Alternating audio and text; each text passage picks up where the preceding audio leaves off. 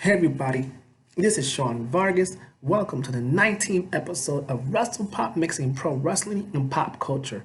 My aim with WrestlePop is for you to be yourself as I review wrestling events, live concerts, conventions, or sporting events. Today, I am going to review WWE Hell in a Cell, which occurred last night, October 6th, live from the Golden One Center in Sacramento, California, and broadcasted on the WWE Network. This was an okay event. The first two matches were very good, but then the show went downhill from there. In fact, after the horrible booking in the main event, the first two matches saved this event from being a bad event. Let's go on with the review. The first match saw the man Becky Lynch defeat the boss Sasha Banks to retain the WWE Raw Women's Championship in the Hell in a Cell. This match saved last month's Clash of the Champions from being a horrible event. The women picked up where they left off, kicking Hell in a Cell pay-per-view on a hot start. This match was intense as ever, and they found many creative ways to inflict pain on each other within the confines of the cell.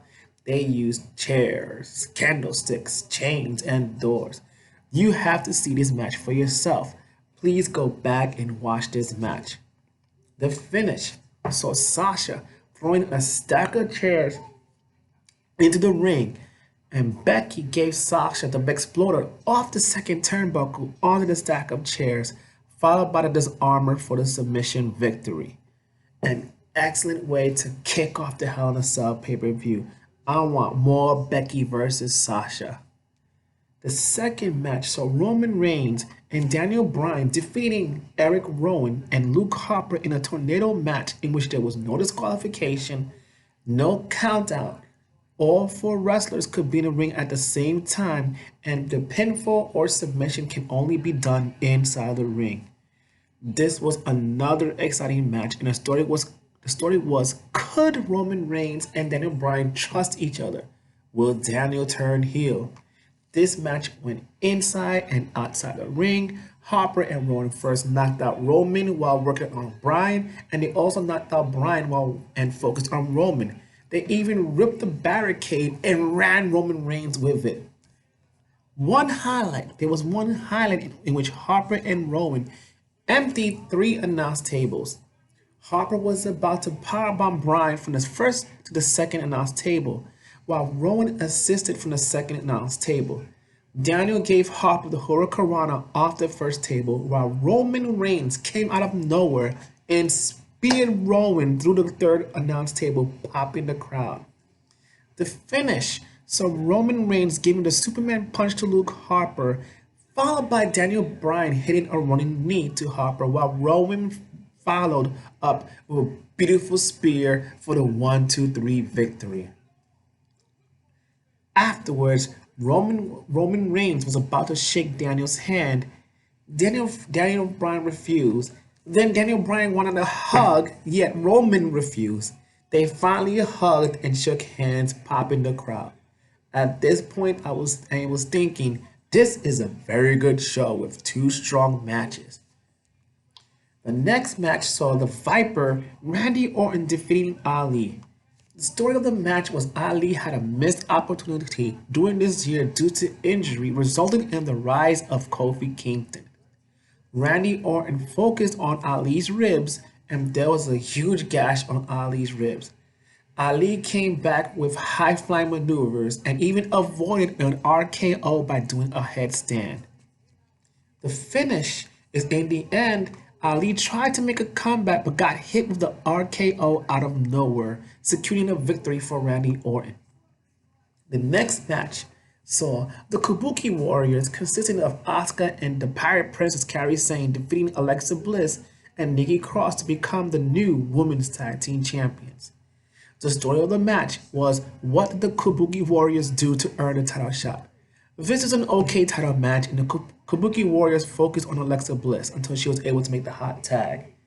The finish saw Asuka spraying green mist in Nikki Cross's face, blinding her, followed by a roundhouse kick for a pinfall victory.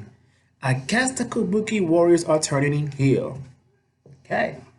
The next match saw the Viking Raiders, consisting of Eric and Ivar and Braun Strowman, defeating the OC, consisting of AJ Styles, Drew Gallows, and Carl Anderson by disqualification in a six-man tag team match. This was an okay match, nothing special. The finish saw OC getting disqualified after they refused to answer a 5 count. In the melee, Braun Strowman knocked out AJ Styles with a knockout punch. Afterwards, Gallows and Anderson helped the day's AJ Styles, even letting him know what day of the week it was. This was followed by the Street Profits in the back recapping the night when they are interrupted by Tamina pinning Carmella for the 24th championship, or the 24/7 championship. Now, this was followed by Chad Gable, or Shorty Gable, defeating King Corbin. This was the third match in their series. Corbin grabbed the mic and informed the crowd it was a shame he had to face Gable again. Corbin berated Gable with short jokes and even dubbed him Shorty Gable. The crowd chanted STD at Corbin, meaning super tough dude. This was an okay match. There was one highlight in which Gable gave Corbin a moonsault followed by an ankle lock. However, Corbin reached a rope, breaking the hold. The finish saw Corbin about to hit Gable with a scepter. However, Gable ducked and rolled Corbin over for the pinfall victory. At this point, the winner was announced as Shorty Gable. I guess Chad Gable is going to have a new gimmick, Shorty G. Now, this was followed by R-Truth pinning Tamina in the announce table area to become the new 24/7 championship. So I guess the 24/7 champion will continue to be changed in awkward times. Now, this is followed by Charlotte defeating Bayley to become the new SmackDown Women's Champion and 10-time champion. This match was okay. The story was Bayley did her best to cheat in this match as she put her foot on the ropes for leverage in pinning Charlotte. Referee caught this and ended the count. The finish saw Charlotte is able to land a figure 8 for the submission victory. Charlotte is your new SmackDown Women's Champion.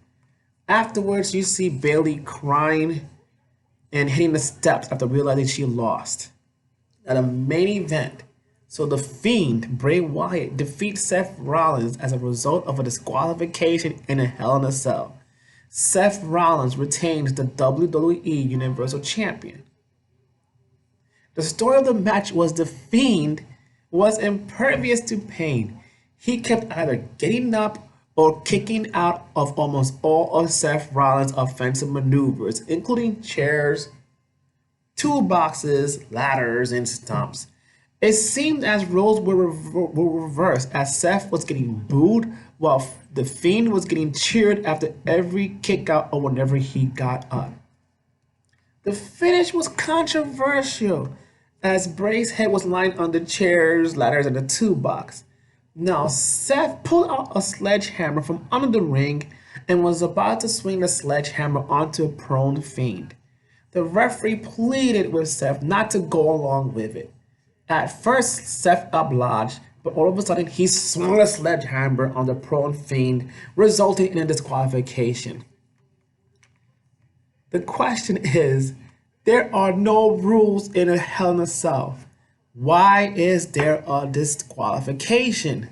This totally killed the vibe of what Hell in a Cell is supposed to be.